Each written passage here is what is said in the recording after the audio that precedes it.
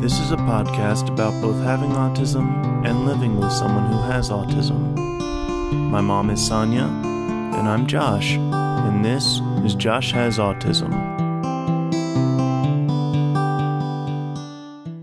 Hey everybody, thanks for stopping by. Hello. So have you had a good day? Yeah.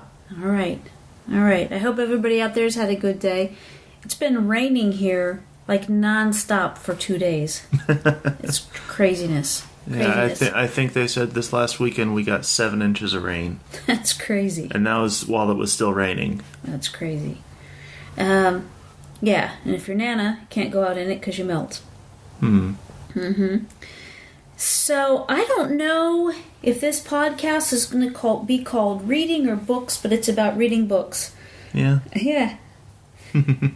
So your favorite thing to do has always been to read. Yes. So what do you enjoy so much about reading? Well, it takes me to a different place and a different time. A story can. Whenever I read a novel, I don't see the words. Whenever I'm reading, as weird as that may sound, I don't see the words. I actually see the story happening. Yeah. And it's amazing the kinds of things that people come up with for it. For stories, I mean. So, is that something that happens with a particular author, or just when you read anything? Most things, because I mean, legalese is just legalese. You're not going to get a story from it. Right. I meant nonfiction or fiction. Do you? Yeah. Usually it's fiction. Whether it be historical fiction or sci-fi or whatever. Usually I'm able to do that with those kinds of stories. So in that regard, it doesn't matter who the author is of that particular story or book. You're able to, you see it in picture form. Yeah. Well, that's pretty cool. Yeah. Has it always been like that? Yeah. Yeah. I mean, I remember being in one of your college classes whenever I was younger. And I had, Mutiny on Board the HMS Bounty with me. And I was reading that, and then your teacher went into things like sound waves and stuff like that, and I got caught up in that instead of reading. But, right. Yeah, I remember even whenever I was really little, I would read books like that. And, I mean, Swiss Family Robinson, like I said, HMS Bounty, or Mutiny on the HMS Bounty, different kinds of things like that. I would read them, most of them classics. Then I'd also read Pappy's Star Wars books. All right. Yeah, what were those? They were different though, right? Were they? Most of them were Star Wars, but then there were also ones that were based off of Dungeons and Dragons. That Pappy had? Yeah. Okay. So Pappy that we're referring to is your grandpa. Yeah. Okay. So that everybody knows, because they might not know who a Pappy is or what a Pappy is. Yeah. Yeah. Pappy is a 5'6" guy that looks just like Santa Claus. Yeah. And he laughs without the stuffing, because it's real. Yeah, and the beard and everything is real. Yeah. Yep. It looks just like Santa Claus. Even has the rosy cheeks. Yep. Yeah. And he's jolly, all right. You just mentioned taking a book with you when you went to a class with me. I can remember whenever we went anywhere, you always had a couple of books with you. Yeah. And if we were going to go on a long trip, because at that time, we lived in Pennsylvania. And then Nana and Pappy lived in South Carolina. So we would make trips down there, a couple times a year. At least a couple times a year. Yeah. If we were going to go on a long trip like that, you had a stack of books with you. Yeah. And it was just from the time that you were a little guy, it was like that. Yeah. Yeah, so that's just pretty fun. But even if we were going out for a couple of hours, you had at least one book, oftentimes two, and your favorite was hardback. Yes, because they're much harder to get ruined than a paperback. Mm-hmm. Right. Yeah, that's true. And growing up, I mean, there's been times where I've had to say to you, hey, like, put your book down because you're missing something that's going on right in front of you. Mm-hmm. And it's funny because people are doing that now, but they're on their phones, you know. Guilty. But you read on your phone. Yeah. The people do all kinds of different things on their phone, but most of the time I would think that, you know, I know somebody that plays Candy Crush game all the time. I think there's that. Is it a Pokemon? Game? There's several Pokemon games on the phones now. Most of them you can just download. So, anyway, what I'm saying is that we're all guilty of that at some time or another. It seems like that we're busy on our phone and we're not aware of what's going on right around us. Yeah. And you did that, my point is, before there were ever phones that everybody had, that you could even play games on, that you could even read on, but you had a book in your hand all the time. All right. So, you and I talked about your reading not too long ago, and you said that you have used reading as a way to help you communicate. Yeah. So can you elaborate on that? Yeah.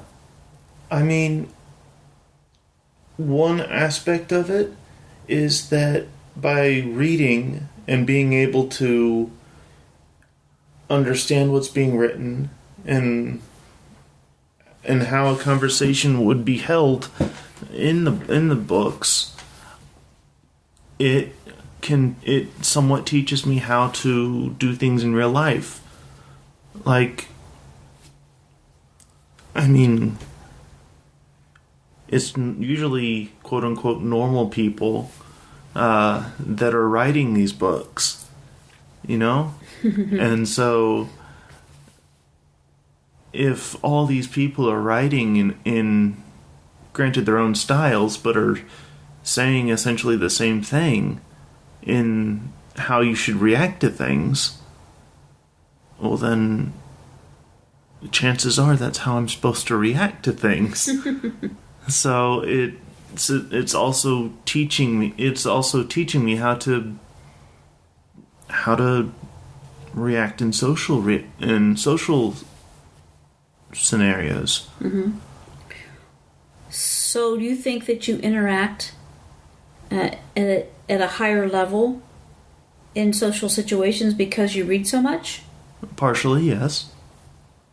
Have you always been aware of that? For the most part, yeah. I mean, I've never really articulated it as such. Mm-hmm. Excuse me. But, yeah. Even whenever I was really little, I never really put two and two together. Mm-hmm. But looking back on it in hindsight, that's one of the things I was doing. Was I was taking what I was learning and implementing it. So if there's what kind of books are your favorite to read? What kind of genre? Sci-fi and fantasy. Okay. And I would assume that some of those. Now, I'm not going to pretend to know what I'm talking about here fully, because I'll mess it up, but you're going to know what I'm asking you. Mm-hmm. There's a dude on Star Wars that says things backwards. He's like a little... Yoda, okay.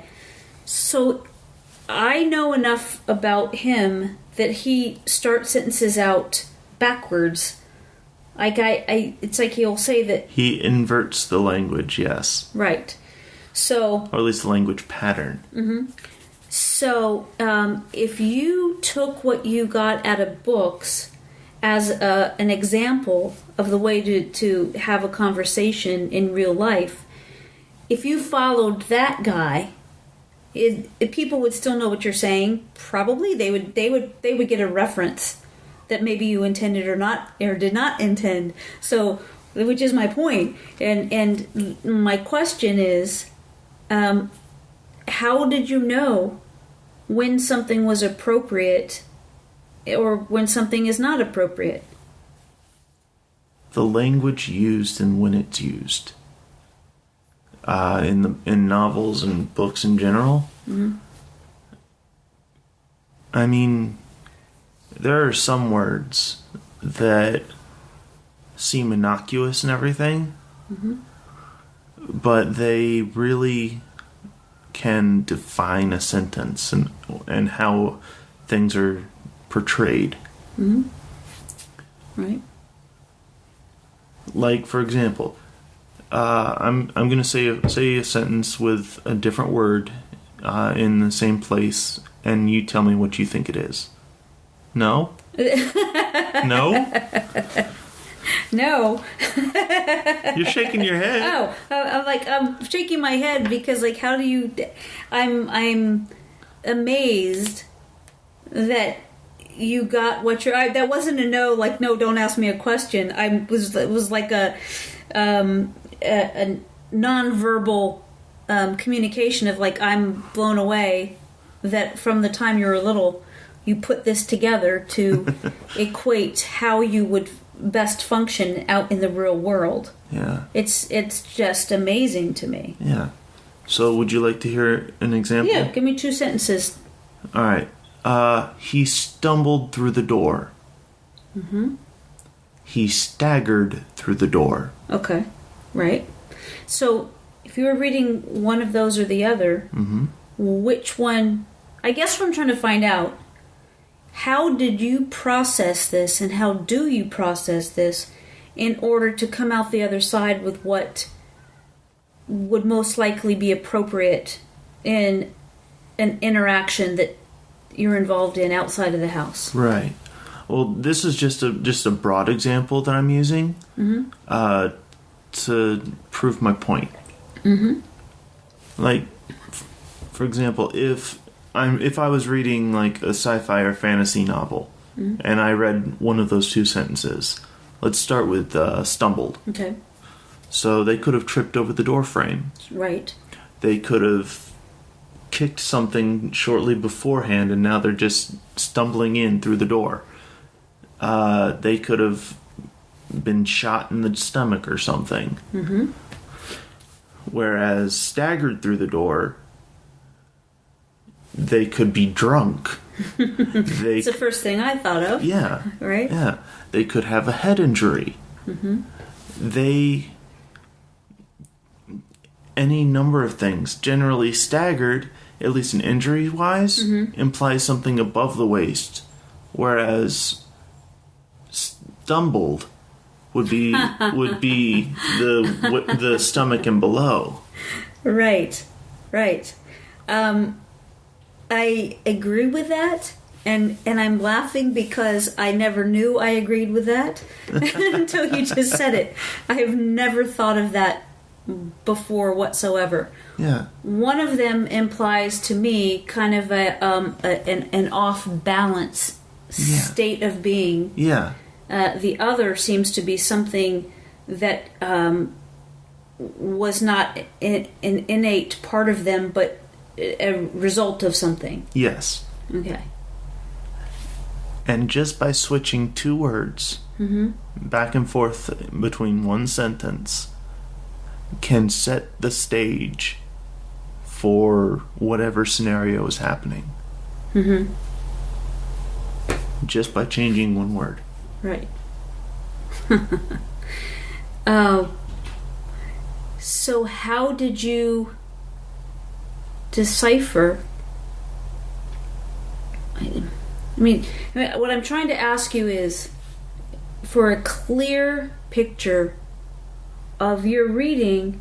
Okay, so here it is. Autism, you've read and I've read and we've been told by lots of doctors and nurses and therapists and counselors and on and on and on, right? Mm-hmm. That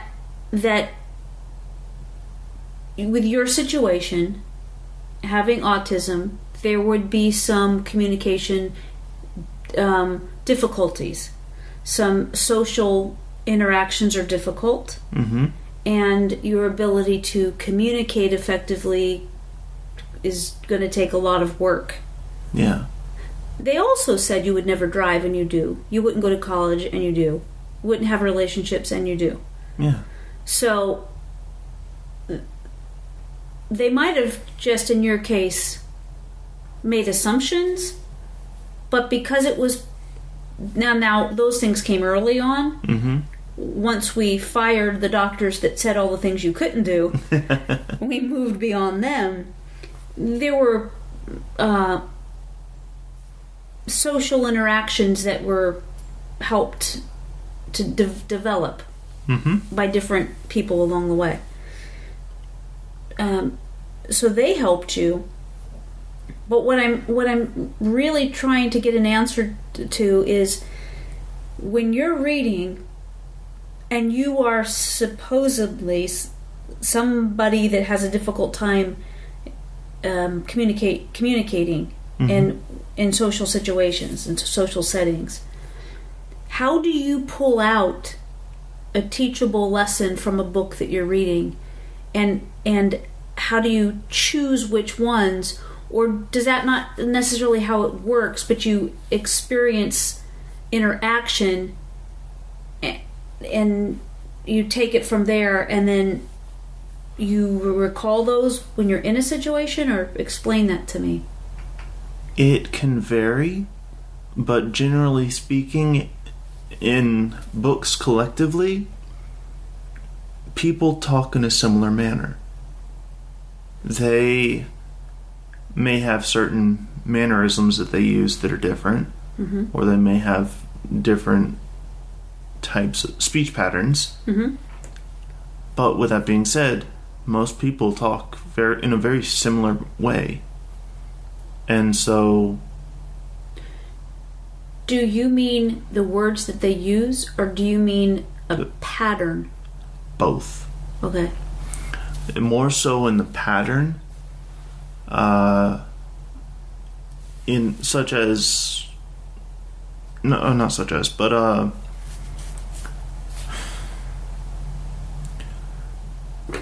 the speech patterns can be similar while having unique phrases or something like that being said interspersed with their speech patterns. So the character's unique quality comes out in their speech pattern or their language. Yeah. But you're saying, but overall, a pattern, is that something that seems similar to you, regardless of what it is that you're reading? Is that where you pull out of what you're reading to as an example of this person is talking and now this person talks, and the cadence of a conversation, is that something that you... Yeah, I picked that up from books. But I mean, real life some too, but I mean but I learned that there was certain things that you do while talking that are kind of like social mores that you need to follow. And do you have an example? The simplest one off the top of my head: if you get angry at someone, don't club them with a hammer. Like I said, fantasy and sci-fi. Okay. That's a good lesson that you learned. That's wild. That's wild. I can honestly say I've never read a book that involved... Well... I was going to say, there's been some that are kind of wild. Yeah. Edgar Allan Poe. Yeah. So, all right, that's just interesting. Is there anything else you have to say about that?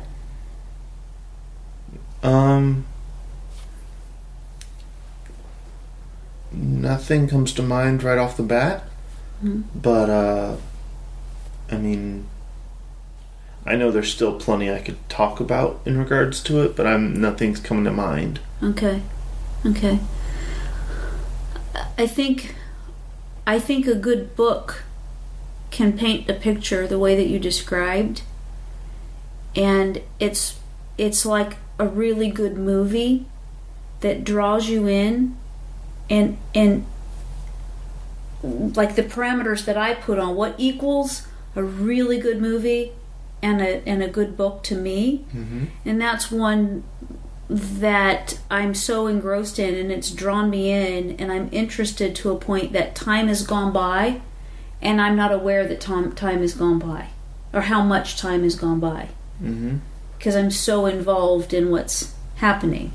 Yeah. And the other thing is that when you read, that might be different than, I think that is different than watching a movie, is that when you're involved with, maybe not, because now Netflix, people are into binging, right? So it is kind of like reading in that, I know that your dad and I had never binged watched anything, and then your sister said, hey, Netflix has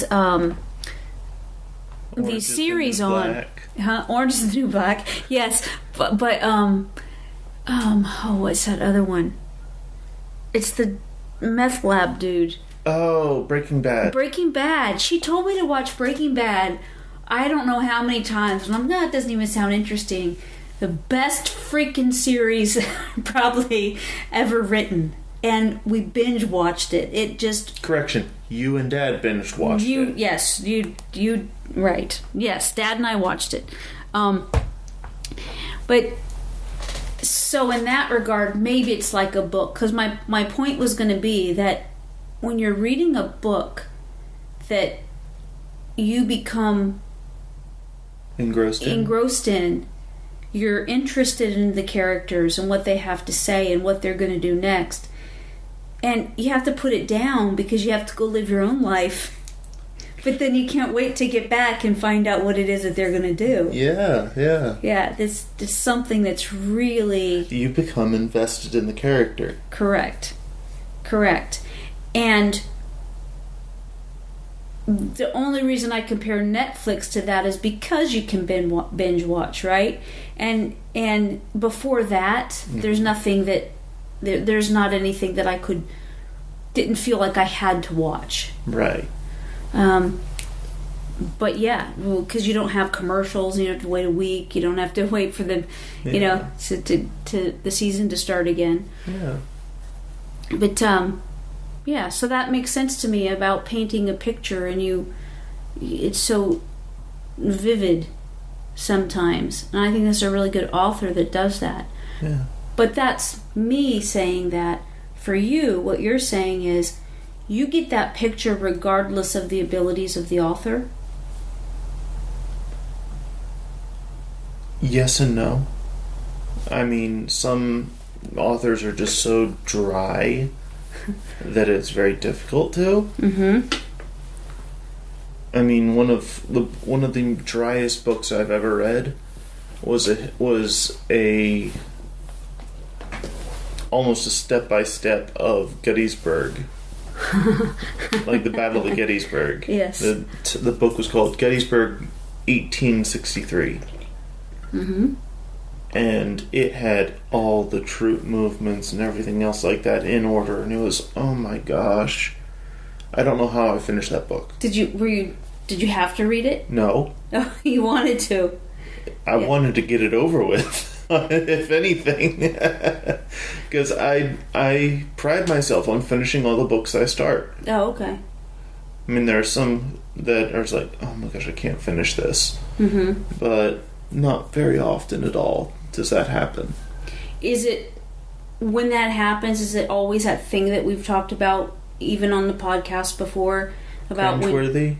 Cringeworthy, and is that what you're talking about? And that's what I'm talking about, and that you have that sense of a character not being treated fairly to a point of it's snowballing, and then it's so one thing is just piling on top of the other, and this character is just overwhelmed. That's like you're overwhelmed, and you have to. Sometimes, leave. But for the most part, I read those. I even read those. Is that new? No, actually. You want a perfect example of it? Mm-hmm. Harry Potter. Yeah.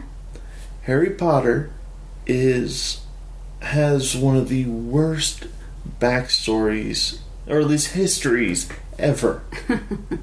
If you think about it, he's constantly berated and treated like trash, and just told what to do. And he finally comes into his own after the book's over. After the books are over. Because he's always doing what somebody else is telling him to do. So, we've talked before about when even in school there's been times where you've been assigned a book to read, and it's very uncomfortable because it's that, to me, when you've talked to me about it before, it feels like it creates an agitation within you as you're reading about these characters and what's happening. Yes. And so explain to me when you're saying that you do read some of those, because I have been under the impression that you can't, just like you can't watch the movies, right. You can't read a book that's like that because it's too upsetting. There are some books that are like that, yes. Whenever I'm reading a book, I do sometimes have issues with them, where they're so anathema to me, and who I am and how I think things through, right, that I cannot stand them. Right. And those are the books that I have difficulty with. Okay.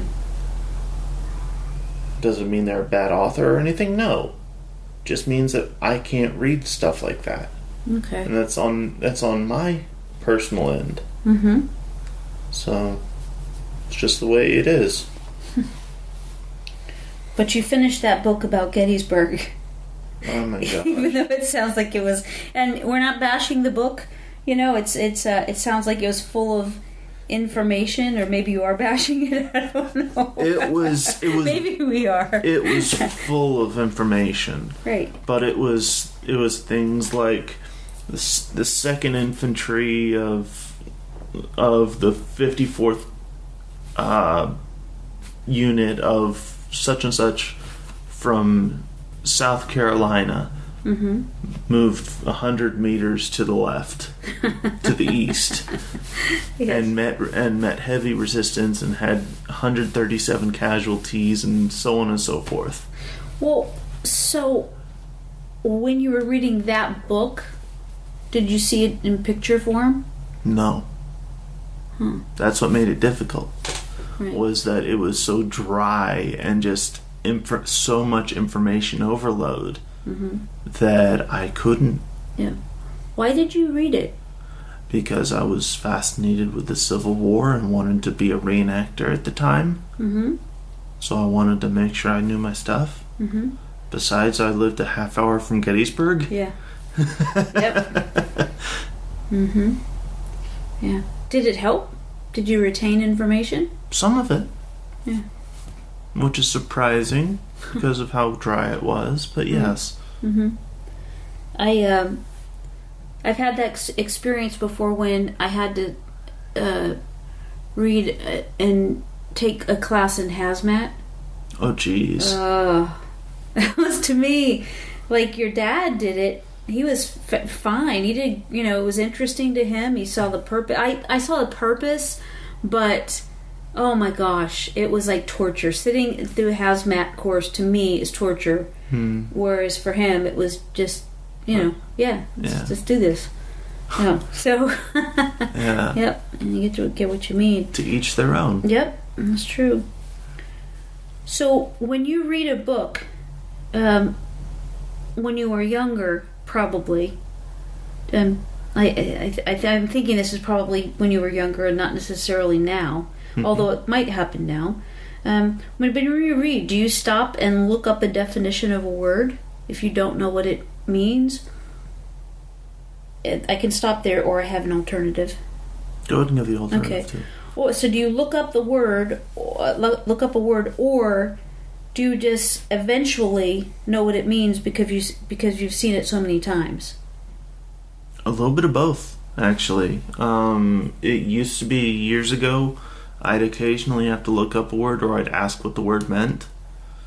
And another way that I would do that is I would use context clues of finding out what is around it and what they're talking about and finding out what it means. And if that didn't work, then I would ask. So I'm going to ask you to explain that too, because for me, if I read a sentence and I don't understand the sentence, or there's a word in there that I don't understand, I will read it again. And you're saying that's what you do as well, but also by looking at the sentence before and the sentence after, you can see what kind of context it might be. Yeah, but on top of that, though, there are some times where sentences just don't click. Right. Because it's either in a funky wording or something. And sometimes it takes me a second or even a third time to read it through to realize what they're trying to say. Like, right. It could be just a simple sentence in a paragraph that is just not... Like, I'm trying to figure out how they're trying to say it. And then whenever it finally clicks, I got it. Right.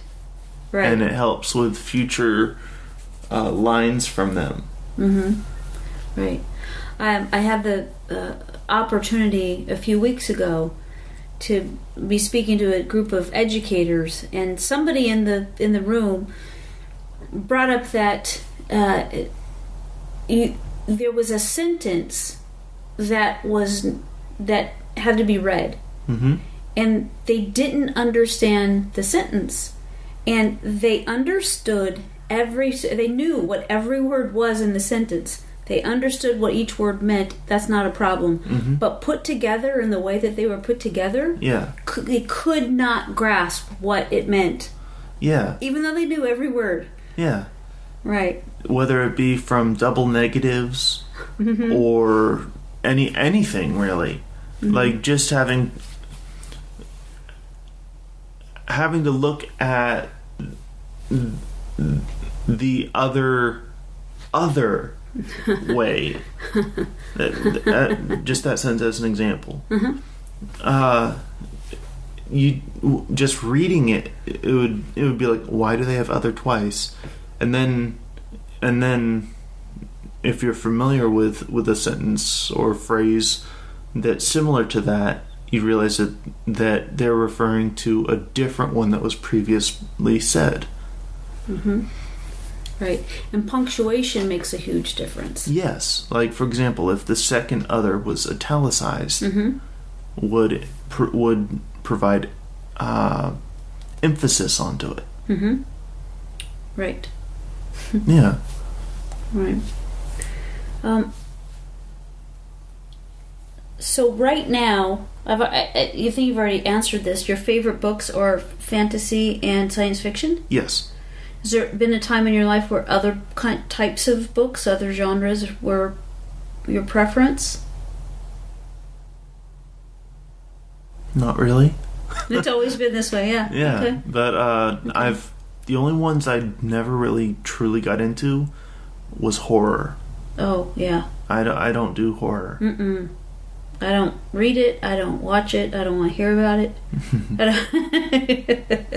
Why? Because it's freaking scary. That's why. What books do you have in your room right now? Classics. I have the Iliad, the Odyssey. I have Canterbury Tales. I have the different Japanese stories like 47 Ronin. I have Adventures of Sherlock Holmes. I have Tales from Arabian Nights. I have all kinds of stuff. I have the complete works of William Shakespeare. I have all kinds of stuff in there. You have Agatha Christie. Not in my room at the moment, but yes, I do have a lot of her books. 87 of them. Oh. Are they packed away for safekeeping right now? Yes. Okay. But and they're all different books. So it's a big collection. Right. Wow. Do you have all of her books?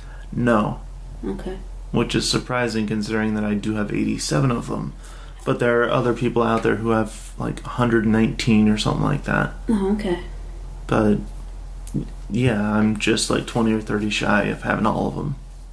I always thought that, when people talk about their like dream homes, I always thought that you wouldn't really care what size your bedroom was or kitchen or anything else, but you would love to have a library that has bookshelves from ceiling to floor with one of those rolling ladders. Yes. Yes, I would love that. Yeah. I mean, I even have a house designed already that the library is incorporated to most of the house. That's cool. Yeah. So, we talked about this a bit, but I think I want to... A lot of times on the podcast, I ask you how something makes you feel. So, like, different things, whether it's medication or situations or just experiences, how that feels in your body. So, if this is possible, I know it's very general, but how does reading make you feel? I can ignore reality and substitute my own. Right. So that's an escape. It is. It's a physical escape even. Because whenever I'm reading, I'm not thinking about, oh, my stomach's in pain or something like that. I'm not thinking about those kind of things. I'm thinking nothing really because I'm just following the story. Is that why you read so much? To escape? Or is it just because you enjoy it so much? Why can't it be both? Well, it can be both. It is both. Okay then. So what you're saying is that when you're feeling, it helps to relieve pain and agitation that you might otherwise be feeling? Yeah. I shouldn't say agitation, maybe anxiety. Yes, absolutely. When you stop reading, does it come right back? Very soon after. Okay. Is there anything that you've found other than reading that you can do that helps to alleviate those discomforts that you feel on a regular basis? Anything that you could do that you participate in that you found that does the trick like reading does for you? Whenever I'm playing a tabletop RPG with other people, like Dungeons and Dragons, or RPG is role-playing game. Okay. Tabletop role-playing game. Okay. That essentially means you use dice and roll them to see how well you do at something. Okay. And but I think you've explained to me that's like a story too, right? It is. So basically, it's a live version of a book. Yes. Well, not as live as LARPing is. Oh, right. LARPing is live action role playing, which is whenever you basically try and hit your friends with actual fake swords and right. and stuff like that. But okay. Yeah.